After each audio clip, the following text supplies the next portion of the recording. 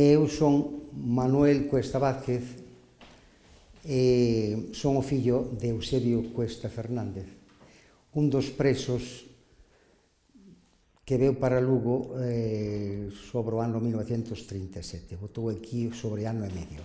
Pero vamos máis aos orixines. Os orixines son que o 20 de xulio de 1936 o general Mola era moi espabilado e entonces pillou a todas as autoridades en sábado e domingo, pillounas a todas no seu sitio.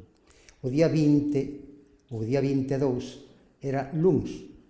Entonces, ás 8 da mañá, ou sobre 8 e algo, presentáronse 6 guardias civils na miña casa, no campo de San Antonio de Monforte de Lemos. Levárono inmediatamente, detuvérono, entonces ingresou na cárcel municipal de Monforte.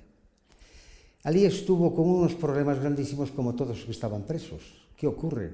Pois que os sacaban, chamábanlle sacas, a falange, sacábanos, levábanos unha cuneta, se disparaba, iban cargamentos, se salían, entraban. Entonces a miña mãe dixenlle, chamábase Bernarda, Bernarda, tes que sacalo este hombre de aquí porque che van fusilar, non te vas a enterar de nada.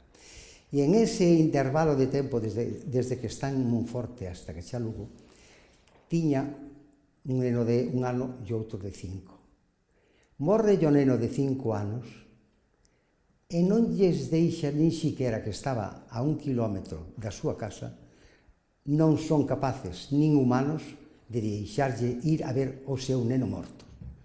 Eso, para un calquer ser humano, máis que nada por un pai, eso debió de ser, as alimañas non se comportan como esta xente en este caso. Foi algo terrible. Bueno, entonces chegamos a Lugo e empezan xa a intentar tamén sacalo. Dicen, en Lugo tampouco está seguro, hai que leválo para Coruña. Consiguen leválo para Coruña. E de Coruña, pois, el escribe este diario, escribiu desde o ano 1939 ao 41 está nas Palmas, con 24 presos como él, a Las Palmas los dos, todos ellos. Este libro trouxo para casa, era un neno, tiña 5 anos ou 7 anos, naceu no 1904, é preso no 37. Do 37 ao 42 está en todas estas cárceles. Desde Las Palmas trasládano a Yeserías de Madrid.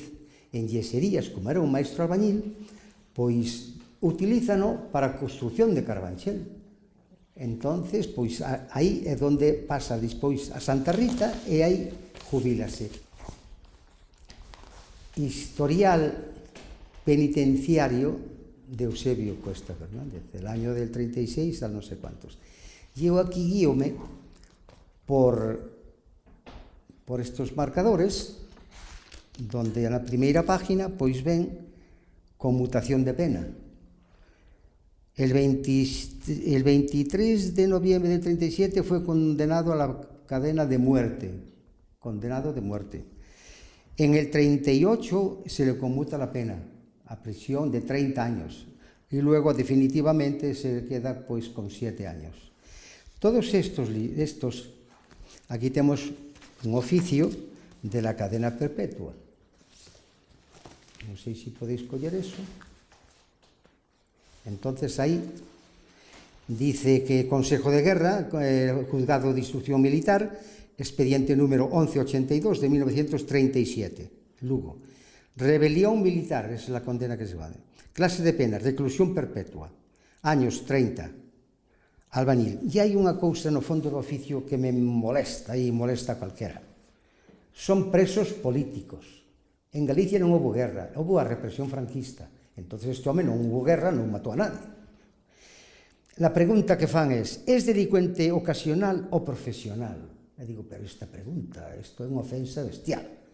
E poñen ocasional. E digo eu, en admiración, defensor de la Constitución vigente en el año 36. Ganaron as eleccións, había que respetalas. Era o presidente do Centro Obrero, pois que dominaba, era da UGT, entonces era sindicalista, E supoño que sería, pois, por esta causa, a presión. Pero non houve outra cousa. Galicia non estuvo en guerra. En Monforte había huelgas, que tamén pode ser que, como da UGT, pois que fora a defender a ben o Partido Popular, ou fora organizador de algunha cousa de mítines destos das folgas. Non houve outra cousa, non houve mortes tampouco por eso. Regresa, teño aquí un escrito onde fai un contrato de unha obra, e xa estamos no 44 e 2,46, exactamente, si no 44. Fai esa obra, bota 2 anos en Monforte e se muere a los 42 años, no 1946, o 8 de octubre de 1946. Deixa viuda, 2 fillos, eu con 7 anos, o meu irmão con 8 e pico sobre 9, e a velas vir ademais, sin problema ninguno, sin ingresos de ninguna clase, bueno, un verdadero desastre. Chegou moi enfermo, porque hai varias cartas queixándose da súa enfermedade. Bernarda, no quiero alarmarte, pero me encuentro bastante mal, estoy en una enfermería. No tengo dinero para las medicinas, porque claro, se non tiñas, aquí non che daba nada. A xente que tiña cartos vivía aquí, e vivía nas Palmas, pero o que non tiña nada, isto me foi agotando todo quanto había. Miña tía, irmá da miña mai, pois, hasta que chegou a cierto límite, se pudo aguantar. Logo hubo que empezar a vender fincas. Ela era a dueña da finca, pois vendaba para o seu cuñado. Vendía, pero chegaba 7 anos, teño anotado aquí,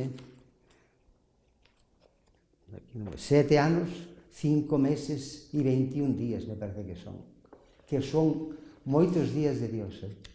Pasai unha días e son, non sei, 3.000 ou 7.000 días, pasei na horas, e digo, ¿quién aguanta eso?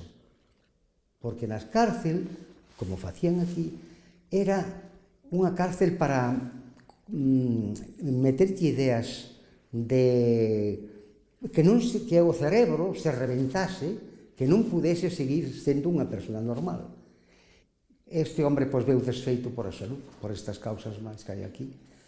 Cando chegou, pois, xa che digo, 2 anos estuvemos os fillos con el, 2 anos, e el con nós. E debeu morrer para mí que foi tuberculosis, porque aquí salía un montón. Dadevos conta que nesta cárcel, que era para 125 personas, hubo momentos en que estaban 900. Imagínate, hai unhas salas aquí, non sei se que son de 30 metros cuadrados, e estaban 50 personas de pie. Era imposible sentarse, deitarse, dormir. Algúns estaban tan abandonados que desde que entraron hasta que saliron era tal contaminación, era tal... non era asquerosidade, es que non tiña roupa que poñerse. Estamos vendo aquí este hombre, e que facía? Pois dedicouse a tallar madeiras, e a muller do director, hai unha carta aquí, donde lle pide, ela debe decir, pues oye, que preso eso me haga una pulsera de nácar, anillos, en madeira facía cousas artísticas, aprendeu a dibuixar en toda a parte do Quijote de los molinos, contra los molinos, a parte de contra los fudres, o sea, cando vai preso na cárcel, teño aí os dibuixos, xa os veréis despois. Entón salíanlle xa as cousas ben. Aí, non sei se o vistes, da caixa, por fora, están 3 trenchas, feitas por el, que lle autorizaron a telas. De calquer punto, tal, conseguía facer unha ferramenta. Teño un serrucho feito por el, eu que sei, como martillo, aberto as orellas para poder caer as puntas. Todo era unha artesanía. Pedíalle nunha carta destas, por favor, enviádeme madeira de freixo destas medidas e destes diámetros, tal, para xa el traballar, que se traballa moi ben. E a directora debeulle facer algo raro, que na carta que lle pide aquí es, por favor, yo le rogaría que non me dé dinero, si me puede hacer un traje. Parece que lle pide un traje, para poder poñerse e asearse algo tamén. O sea que o tratamento foi inhumano del todo de toda esta xente. 7 anos nunha cárcel, eu creo que é imposible hoxe en día de que aguantara nadie eso. Aunque os manterían en silencio, algunhas veces podrían falar, daríanlle algo, deixaríanos comunicarse, ou habría un murmullo. Imagínate que chegan os falangistas a unha hora determinada e empezan a sacar a xente. Como gritarían a xente que sale dunha celda? Tú faz resistencia e non queres salir. Pois tú que estás na do lado, dice, ai, mi madre, agora veñen por mí. Esa sensación de agonía, de que te van a matar a ti dentro dunha hora, ou mañá, pasado, para outro, tal. Morreu porque era tanta miseria, porque hai cartas donde acusa recibo, teño aquí un archivo donde acusaba recibo de 25 pesetas do pai, da muller. A muller casi non podía mandar, que tiña que manternos a nós. A muller tuvo que dedicarse a, como hai que hai os martes e os viernes en Lugo, mercado, ser unha de tantas, pero que en vez de vender, ela esperaba na fora da plaza as verdadeiras agricultoras, compraba as uvas ou a fruta que fora, ela calculaba o que podía ganar e vendías dentro da plaza. Entonces sustentábanos con a ganancia que sacaba desa transacción que facía.